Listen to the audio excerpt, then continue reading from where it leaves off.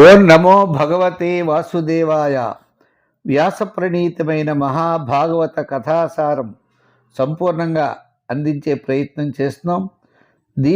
ఈ అమృత ఫలాన్ని మీరు ఆస్వాదిస్తూ మీ పిల్లలకి అందరికీ కూడా కథారూపంలో దీన్ని తెలియజేయండి.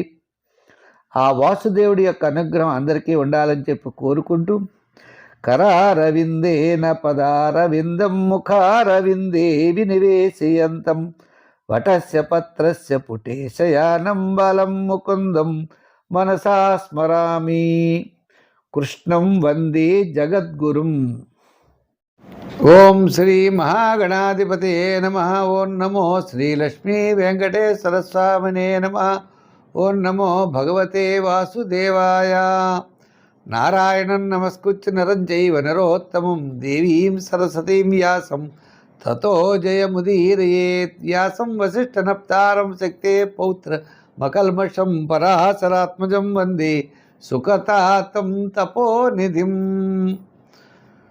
మరి ఈరోజు మనం భాగవతంలో పంచమ స్కందంలో ప్రియవ్రతుని యొక్క వారి యొక్క వంశం గురించి చెప్పుకున్నాం. 7 దీపాలు ఏర్పరిచిన వాడు, భూమిని విభజించినటువంటి మహానుభావుడు ప్రియవ్రతుడు. అతని యొక్క కుమారుడు అగ్నిధ్రుడు. ఈ అగ్నిధ్రుడు కూడా పాపం సంతానం లేకపోతే నాభి మొదలుగా కలిగిన వారంతా కూడా జన్మించారు. వారు మళ్ళా అతను ఏం చేశాడు, ఆ జంబూ ద్వీపాన్ని 7 భాగాలు చేసి తన పుత్రులందరికీ కూడా రాజ్యాన్ని అప్పచెప్పాడు. అగ్నిధ్రుడి యొక్క పుత్రుడు నాభి మొదలుగా కలిగిన వారు అన్నమాట అండి వీడు. అగ్నిధ్రుడి యొక్క భార్య పేరు పూర్వచిత్తి అనే ఆమె అప్సరస. ఆమె స్వర్గలోకానికి వెళ్ళిపోయింది. ఆ అగ్నిధ్రుడు మోక్షాన్ని పొందాడు. వాళ్ళు పుత్ర రాజ్యం పరిపాలిస్తూ ఉన్నారు. దాంట్లో నాభి అనేటువంటి వాడు మొట్టమొదటివాడు. అతనికి సంతానం లేదు. మేరుదేవి అన్నమాట ఆయన భార్య పేరు మేరుదేవి. ఆ సహితుడై సంతాన ప్రాప్తి కోసం యజ్ఞపురుషుణ్ణి ఆరాధించడం ప్రారంభం చేశాడు. నాభి మహారాజు పరిశుద్ధమైనటువంటి అంతఃకరణతో శ్రద్ధగా యజ్ఞాన్ని చేశాడు. దాంట్లో పదార్థాలు అవ్వచ్చు, దేశం అవ్వచ్చు, కాలం అవ్వచ్చు, మంత్రాలు అవ్వచ్చు, ఋత్విక్కులు, దక్షిణలు, విధానాలు అన్నీ చక్కగా ఆచరించాడు ఆయన. శ్రీహరి యొక్క అనుగ్రహం కోసం ఈ యొక్క యజ్ఞం చేశాడు. సరే, శ్రీహరి వెంటనే ఆయన ప్రత్యక్షమయ్యాడు. యజ్ఞభాగం సేకరించడానికి వచ్చాడు. మరి ఆ శ్రీహరిని అర్చించడం కోసం, ఆయన దర్శన భాగ్యం కోసమే గొప్ప యజ్ఞం చేశాడనమాట. ఆ నాభి మహారాజుకి ప్రత్యక్షమయ్యాడు ఎవరు? శ్రీహరి. మరి శ్రీహరి కులన్నీ ఇవన్నీ. ఆయన పట్టు పీతాంబరాలను ధరించాడు, దగద్దగా మెరిసిపోతూ ఉన్నాడు. చతుర్బాహుడు, గద, శంఖము, చక్రము, పద్మాన్ని ధరించినవాడు. ఆ వక్షస్థలంలో మనోహరమైన శ్రీవత్సలాంఛనం శోభిస్తూ ఉన్నదట. అలాగే కౌస్తుభమణి, మణి కిరీటాలు, కుండలాలు, కంకణాలు, కటిసూత్రాలు. ఇంకా స్వామి ఎంత అందంగా ఉంటారో మీకు తెలియదేముంది. సువర్ణహారాలు, భుజకీర్తులు, కాళియందులు, ఆభరణాలతో స్వామి చాలా ప్రకాశిస్తూ ఉన్నారట. ఉపలక్షితం స్ఫుట కిరణ ప్రవర ముకుట కుండల కటక కటి సూత్రహార కేయూర అన్నట్లుగా ఆయన వర్ణించుకొచ్చారు. అంత గొప్పగా ఆ దివ్య మంగళ విగ్రహదారుడైనటువంటి ఆ మహావిష్ణువు మనకి కన్నులకు విందులను ఇచ్చేటువంటి వాడై, ఆనందాన్ని ఇచ్చేవాడై, ఆయన దివ్యమైన మంగళ విగ్రహ స్వరూపంతో ఆ నాభి మహారాజుకి, అక్కడ ఋత్విక్కులకి అందరికీ ఆయన దర్శనాన్ని ఇచ్చేట. అది విశేషం. నాభి మహారాజు ఆ ఋత్విక్కులు ఎలా అంటున్నారు, పురుషోత్తమా, నీవు మాకు చాలా పరమ పూజ్యుడువు. నీ దర్శనం లభించడం మాకు చాలా అదృష్టం. నిన్ను ఏమని స్తుతించాలో కూడా తెలియట్లేదు, మేము ఊహించట్లేదు. ఇప్పుడు మనం అనుకోని వాళ్ళు ఎవరు కనబడ్డారని కూడా మనం ఏమనాలో తెలియదు. అంత ఆనందమైపోతారు. మనస్సు ఆనందం. అలాగనే వాక్కుల ఆనందం, ఇంకా వాళ్ళ ఆనందమయంలో మునిగిపోతారు. ఆ శ్రీ మహావిష్ణువు ప్రత్యక్షం అవుతాడని వాళ్ళకి ఏం తెలుసు? ఏమీ తెలీదు. చివరికి అన్నారు వాళ్ళు, వాళ్ళకి తెలిసింది ఏమిటయ్యా, నమో నమః అన్నారు. అంతకన్నా ఏం చేయలేము. మాకు పెద్దలు నేర్పింది ఇదే. పెద్దవాళ్ళు ఎవరైనా కనపడితే ఇదే అనమన్నారు.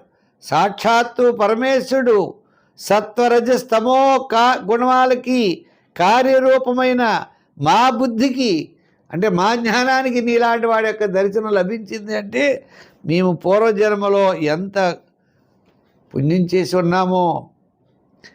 సరే, అయితే నీ దివ్యమైన గుణాల్లో ఒక్కదాన్ని కూడా మేము వర్ణించలేము. అంతులేని కరుణాసింధువయ్యా నువ్వు. భక్తులకి దర్శన భాగ్యాన్ని ఇచ్చేవాడు, భక్తుల యొక్క కష్టాలను తొలగించేవాడు, ఈ సంసార భవబంధాలను తొలగించేవాడు. నీవు చేయలేనిది ఏది ఉంటుంది చెప్పు స్వామి? నువ్వు ఏమనుకుంటే అది చేయగలవు. నీకేం కావాలి?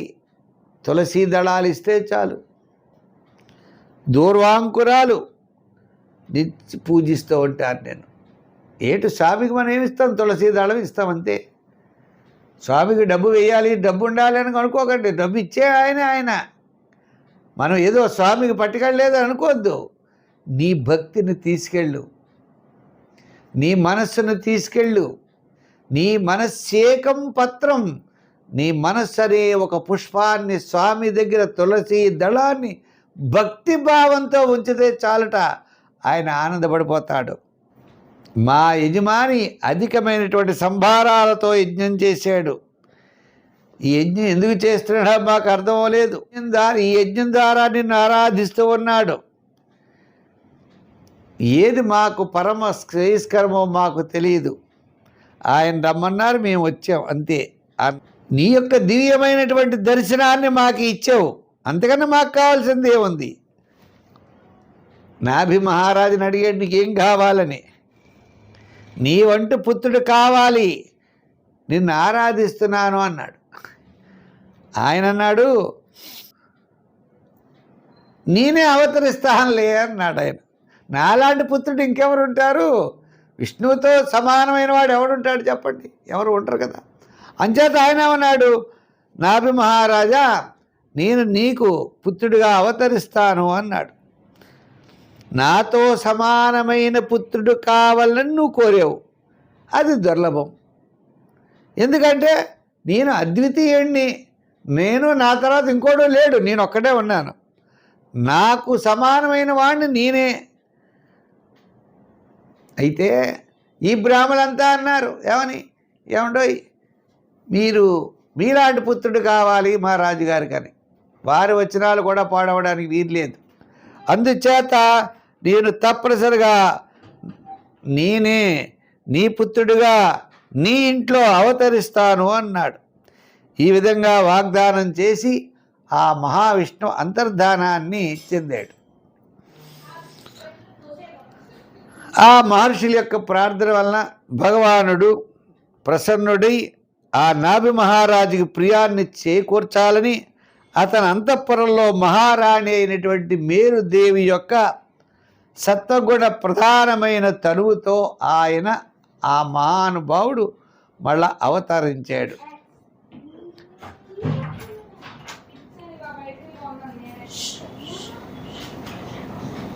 ఈ యొక్క అవతార యొక్క లక్ష్యం ఏమిటి అంటే మునులు ధర్మాల్ని ఆవిష్కరింప చేయడమే. ఈ మునులు ఉంటారే, వారి ధర్మాల్ని తెలియజేయడమే ఈ అవతారం యొక్క ముఖ్యోద్దేశం. అంటే సన్యాసాశ్రమం తీసుకోవచ్చు, లేదా మునులు, సర్వసంగ పరిత్యాగులు, వాళ్ళందరూ కూడా చేయవలసిన ధర్మాలు ఏమిటి, ఆ ధర్మాలను చెప్పాలని స్వామి అనుకుని ఈ అవతార విశేషాలని చెప్పడం అంటే ఈ అవతారం యొక్క ఉద్దేశం. ఈయన నాభి మహారాజు యొక్క కుమారుడై పుట్టాడు. పుడితే ఈయన పేరు ఏం పెట్టారు? వృషభదేవుడని పెట్టారు ఈయన పేరు. మరి సాక్షాత్తు శ్రీ మహావిష్ణు యొక్క అంశతో పుట్టినవాడు, దివ్యమైన కాంతిలు కలిగినవాడు, అతనితో సమానంగా ఎవరుంటారు చెప్పండి? శాంతి, వైరాగ్యం, ఐశ్వర్యం, మహావిభూతులు దినదినంగా ఆ మహావిష్ణువు అభివృద్ధి చెందుతూ ఉన్నాడు. మంత్రులు మొదలైనటువంటి రాజులందరూ అనుకుంటున్నారు ప్రజలు, బ్రాహ్మణులు, దేవతలు శుభలక్షణాలు కలిగిన వాడురా, మన మహారాజు గారికి చక్కని పుత్రుడు పుట్టాడు, ఆ బాలుడు చూస్తే చాలు శుభలక్షణాలతో, సౌందర్యంతో, మనోహరంగా మనస్సును దోచుకునే విధంగా ఉన్నాడు. ఇటువంటి వాడేరా ఈ భూమండలాన్ని శాసింపదగినటువంటి మహానుభావుడురా అని ఆ వృషభదేవుణ్ణి అందరూ కూడా పొగడం ప్రారంభించారు. తస్య అవా ఇత్థం వర్మణ వరీయస బృహత్శ్లోకేన చౌజస బలేన శ్రియా యశస వీర్య శౌర్యాభ్యాంచ పితా వృషభ ఇతీదన్నామ చకార. ఆ బాలుడి శరీరం అందం పరిపుష్టిగా కీర్తింపబడుతూ ఉన్నాడు. అతని తేజస్సు, బలం, ఐశ్వర్యం, పరాక్రమం, శౌర్యం అన్న లక్షణాలు చూసి అతన్ని మెచ్చుకుంటే ఆ రాజుగారు చివరికి అతనికి వృషభధ్వజుడు అంటే వృషభ దేవుడు అనే పేరు పెట్టారు. వృషభుడు అనుకోండి, వృషభుడు అంటే శ్రేష్ఠుడు అని అర్థం. ఆ బాలుని కీర్తి ప్రతిష్టలను చూసి ఆ రాజు దేవేంద్రుడు ఏం చేశాడు, ఓహో శ్రీ మహావిష్ణువు భూలోకంలో పుట్టాడు అని వాళ్ళను కురిపించడం మానేసేటప్పటికీ వృషభదేవుడు ఉన్నాడుగా తన యోగ శక్తితో అందరికీ వర్షాలు కురిపించి ప్రజలందరికీ కూడా చాలా సుఖ సంతోషాలతో ఉండేటట్లుగా చూశాడు. అజనాభదేశము అంటారు దీన్ని. ఈ పురాణ పురుషుడైన శ్రీహరి తన సంకల్పం చేత మానవ శరీరాన్ని ధరించాడయ్యా. నాభి మహారాజుకు పుత్రుడిగా జన్మించాడు. ఎందు గురించి? ఈ మునులకు ధర్మాలు నేర్పాలి, సన్యాసాశ్రమం స్వీకరించిన వారికి ధర్మాలు నేర్పాలి అని ఈ యొక్క నాభి మహారాజుకు తెలుసు. తన కుమారు వృషభదేవుడు సాక్షాత్తు శ్రీమన్నారాయణుడు. ఆయన ఆనందపడిపోయేవాడు. ఆ దివ్య శిశువును చూశాడు. ఓ శ్రీ మహావిష్ణువే నా దగ్గర అవతరించాడు. కుమారా, నాయనా అంటే అసలు వదిలేవాడు కాదట. ఎంచేదా? సరదా, స్వామితో ఉండాలని సరదా, స్వామి యొక్క అనుగ్రహం ఉండాలని లాలిస్తూ అతని యొక్క చేష్టలన్నీ చూసి చాలా సంతోషాన్ని పొందాడు నాభి మహారాజు. రాజ్యమందుల మంత్రులు, పౌరులు ఆ కుమారుని మీద మిక్కిలి అనురాగాన్ని అందరూ కలిగి ఉన్నారు. ఆ విషయాన్ని నాభి మహారాజు గమనించాడు. మరి ధర్మ మర్యాదలు కాపాడడానికి తన పుత్రుడిని పట్టాభిషేకుడిని చేశాడు. అతని బ్రహ్మవేత్తల పర్యవేక్షణలో ఉంచాడు. అందరూ ఇలా చూడండి అని చెప్పి చక్కగా మంత్రుల్ని, అతని విద్యలు నేర్పేవారి గురువుల్ని, గొప్పవారందరినీ కూడా అతని సమీపంలో ఉంచి నా పుత్రుడైనటువంటి వృషభదేవుడిని మీరు చూడండి అని చెప్పి ఆయన పట్టాభిషేకం అయిన తర్వాత తన మేరుదేవితో కూడి బదరికాశ్రమానికి బయలుదేరాడు అన్నారు. నాభి మహారాజు యొక్క యశో వైభవాల గురించి 2 శ్లోకాలు చెప్పారు. ఏమిటయ్యా అంటే, కోను తత్కర్మ రాజర్షే నాభేరన్వాచరేత్ పుమాన్ అపత్యతామగాద్యస్య హరిశుద్ధేన కర్మణ బ్రహ్మణ్యోన్య కుతో నాభే విప్రామంగళ పూజిత యస్య బర్హిషి యజ్ఞేశం దర్శయామాసురోజస. ఈ చాలా అత్యద్భుతమైన శ్లోకాలట నాభి మహారాజు. ఈ నాభి మహారాజు ఎవరనుకున్నారు? సాక్షాత్తు వృషభదేవుడైన విష్ణుమూర్తికి తండ్రి. మరి స్వామి పుట్టాడు అంటే ఆ తండ్రి ఎంత గొప్పవాడై ఉంటాడు స్వామి చెప్పండి. ఆ నాభి మహారాజు యశో వైభవాలను గూర్చి ఈ 2 శ్లోకాలు ఉన్నాయి. ఏమిటయ్యా? నాభి మహారాజు వలె ఉదార కర్మలు ఆచరించిన వాడు మరొకడు లేడట. అంత గొప్పగా ఈ ఉదార కర్మలను ఆచరించాడు నాభి మహారాజు. పవిత్రత కర్మలకు సంతుష్టుడై, ఆయన చేసే పనికి కర్మలకి సంతుష్టుడైనటువంటి శ్రీ మహావిష్ణువు అతను పుత్రుడిగా జన్మించాడు. చూడండి, శ్రీ మహావిష్ణువు ఏమంటాడు, అందరికి వరాలు ఇచ్చి వెళ్ళిపోతాడు. నువ్వు ఈ సంసారం అంతా భరించు, నువ్వు ఇవి ఇచ్చి పని చేయని చెప్పి వెళ్ళిపోతాడు. ఆయనలో కూడా కలుపుకోవడానికి ప్రయత్నం చేయడు. ధ్రువుడిని కలుపుకున్నాడా? కలుపుకోలేదు. ధ్రువుడు బాధపడతాడు, అయ్యో ఇంత తపస్సు చేశాను, ఆ స్వామిలో మళ్ళా పునరావృతి రహితమైన శాశ్వత విష్ణులోకాన్ని నేను కోరలేకపోయానే అని ధ్రువుడే బాధపడ్డాడట. అంత బాధపడేటువంటి వాడు మరి మహావిష్ణువు సాక్షాత్ అతని యొక్క ఉదార కర్మలను చూసి అతని పుత్రుడిగా జన్మించాడు. ఆ మహారాజు గొప్ప బ్రాహ్మణ భక్తుడు. అతడు పుష్కలంగా ధనాదుల్ని ఇస్తాడు.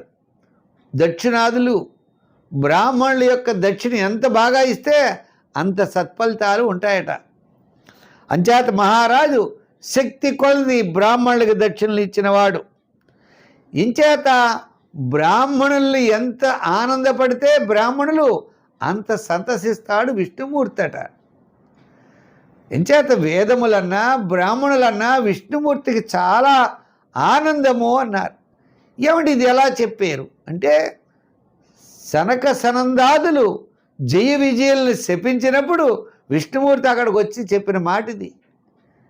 సనక సనందాదులు మిమ్మల్ని శపించారు, ఆ శాపం నేను ఒక నిమిషంలో తీసేయచ్చు, కానీ బ్రాహ్మణ శాపం పోదయ్యా, అంచేత బ్రాహ్మణ శాపం అనుభవించాలి తప్పదు అని జయ విజయులకి చెప్పాడు శ్రీ మహావిష్ణువు.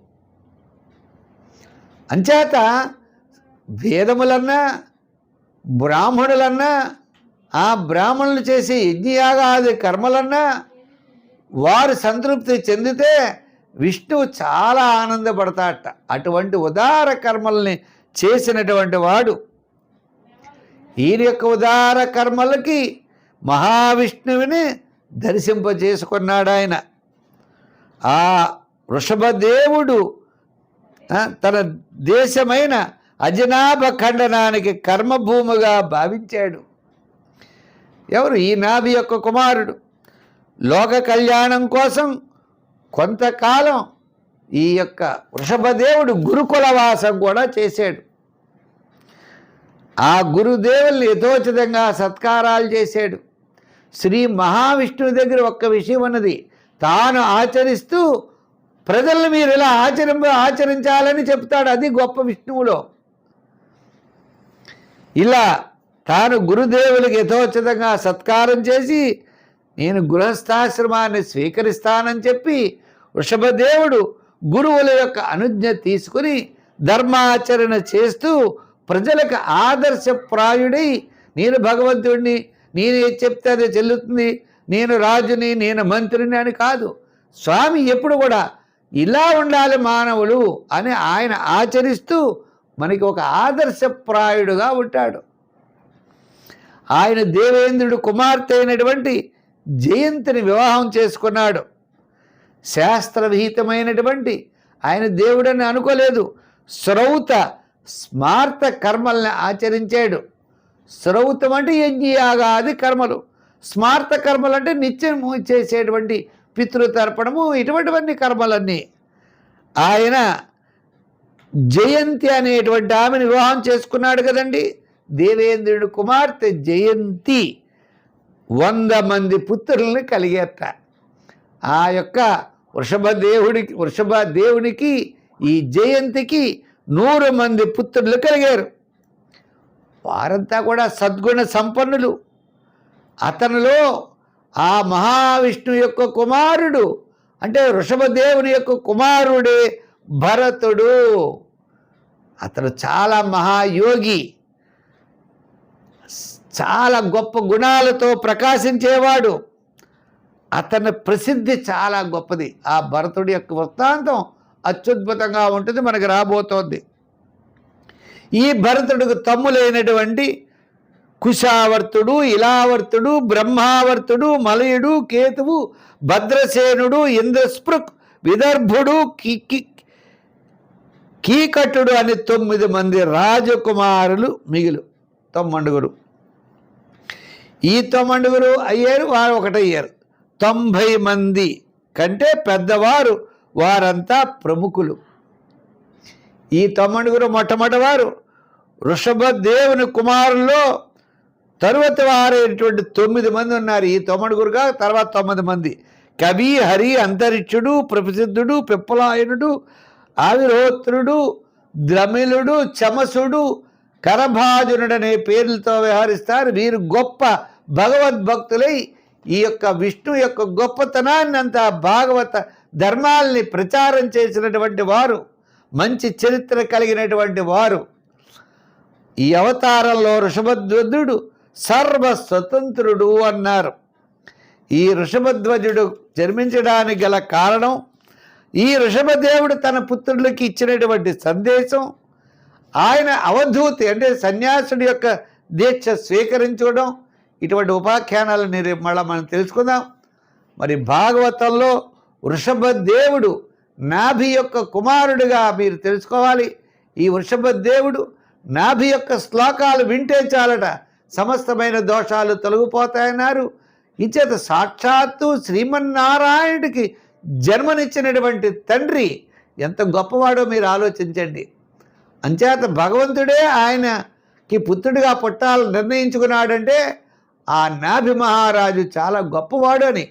ప్రియవ్రతుడు, అగ్నిద్రుడు, నాభి, ఇలా ప్రియవ్రతుడి యొక్క వంశం వారు వీరంతా కూడా. వీరిలోనే భరతుడి యొక్క వంశం కూడా వస్తుంది. భరతుడి యొక్క గొప్పతనం కూడా మనం తెలుసుకుందామని చెప్పి తెలియజేస్తూ, ఈ భాగవతాన్ని మీరు వింటూ 10 మందికి వినిపిస్తారని చెప్పి కోరుకుంటూ, మళ్ళా రేపు మంచి విశేషాలతో కలుసుకుందాం. మా యూట్యూబ్ ఛానల్లో అన్ని భాగాలు మేము 1వ భాగం నుంచి 1వ కథ, 2వ కథ అని పెట్టాం. తప్పనిసరిగా మీరు చూడను మళ్ళా చూడవచ్చు. మీరు చూస్తూ ప్రతిదీ కూడా లైక్ చేయండి, షేర్ చేయండి, 10 మందికి మీరు అందిస్తారని చెప్పి కోరుకుంటూ, సర్వే జన సుఖినో భవంతు. స్వస్తి. పుల్లెల సత్యనారాయణ అని యూట్యూబ్ ఛానల్ పేరు అది. దాంట్లో వార ఫలాలు, మాస ఫలాలు ఇవన్నీ కూడా ఉంటాయి. నమస్తే.